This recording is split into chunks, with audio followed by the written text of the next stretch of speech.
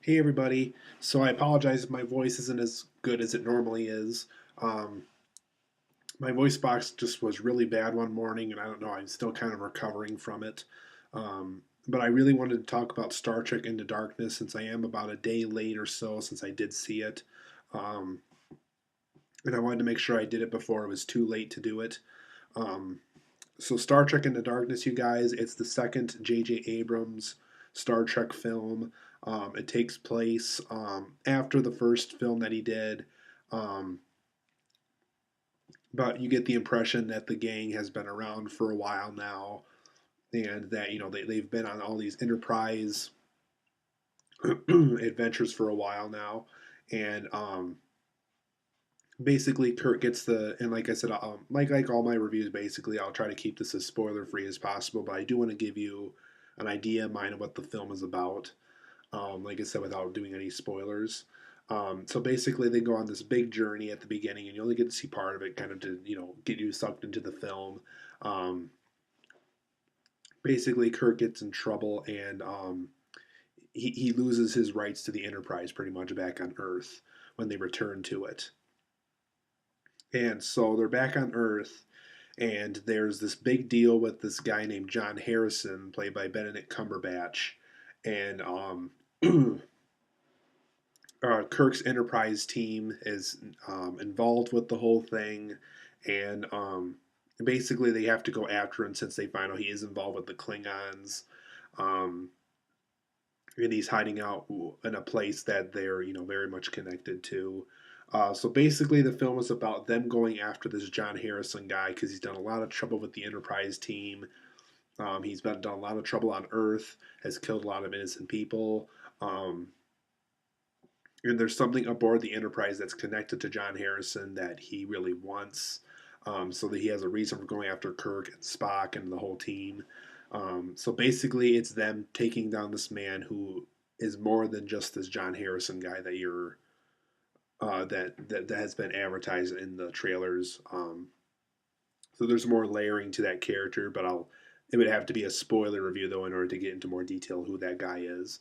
But I can tell you that it's John Harrison, and that's also a connection to the show. But it's not completely John Harrison, so we got to see the whole movie in order to get who that really is.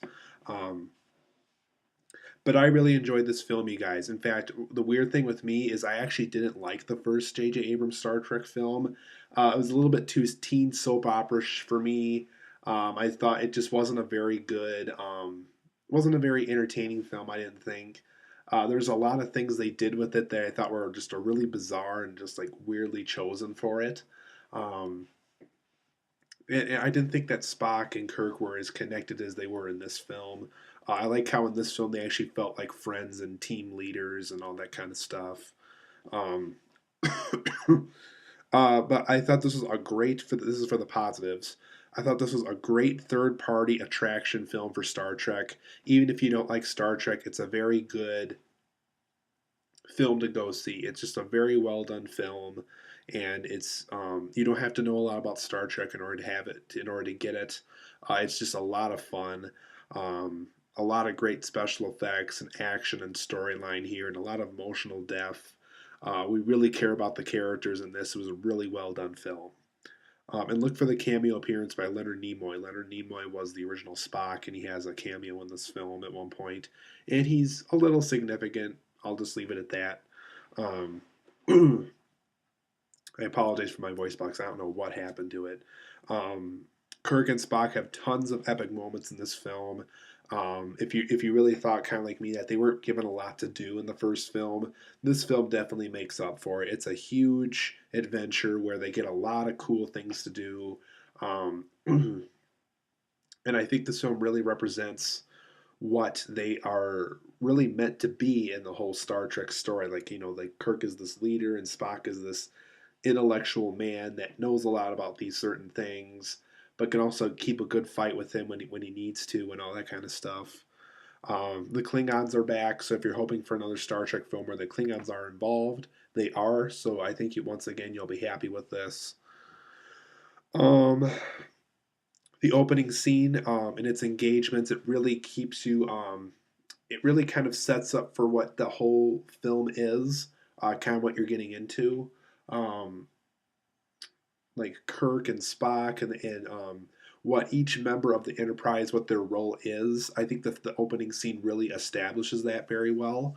So people like me who know little to nothing about Star Trek kind of understands what their role is going to be throughout the film. The opening scene actually establishes this in some ways, so I thought that was very clever. The action and special effects are very, very well done. I think this is some of the best action scenes and special effects I've seen in a film all year round.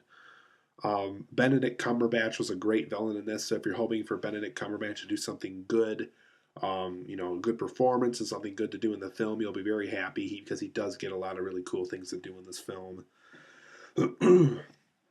For negatives, you guys, I thought some of the action, the action scene absences, like for the story to develop and the other things to happen, while the action scenes aren't happening. I think it kind of happens for a little bit too long in certain scenes. Um, like you'll get like 40 minutes of action, like 20 minutes or even 30 minutes of no action at all, and then back into action. And after a while, it just doesn't. You almost wish that they can get back to the action sooner. Not that the story is bad, but it just seems like when there's no action, it happens for a very long time, and it takes a long time for that action to start up again. Um, but it's still a good film. But just be warned that there is that kind of negative flaw to this film. um, Too much time is spent on the ships, I think, in this film. I would have liked to have seen more planets, since the opening scene kind of introduced us to a new planet. Um, the Klingon planet was interesting when they showed that in the film. I just would have liked to see more planets. I think it would have been a really cool thing to for them to go to throughout the film. Um, it's fine that there were some scenes that took place on the ships, but after a while, it just really wanted them to just go onto a planet or maybe crash land on a planet, and that's where the battle had to continue or something. Um, I just really think that after a while, you just really have this desire for them to go on more planets. So just a personal preference, but what they made here was still fine. Um, and some of the smaller characters get really small tasks. Like they're given things to do throughout the film, um, but some of them like just press buttons or respond to another character's commands. And because Kirk and Spock and Scotty, played by Simon Pegg, get so many cool things to do throughout the film, I would have liked to have seen some of the smaller characters get cool things to do too. But overall, guys, I give Star Trek Into Darkness a 9 out of 10. Very well done film. Definitely one of the best films of 2013 thus far, and one of the better films of the summer so far also. But keep in mind, we do have Man of Steel and Lone Ranger and Pacific Rim still, and Fast and Furious 6 still. Um, but overall, this film is very good. It's definitely worth seeing. Like I said, if you don't know a lot about Star Trek, don't worry. I think this film definitely reteaches the audience what certain things are. Even through the opening scene, it does a lot of this. Um, so see Star Trek Into Darkness. You got Star Trek Into Darkness, you guys. It's a very well done film, and make sure that you experience it at least once.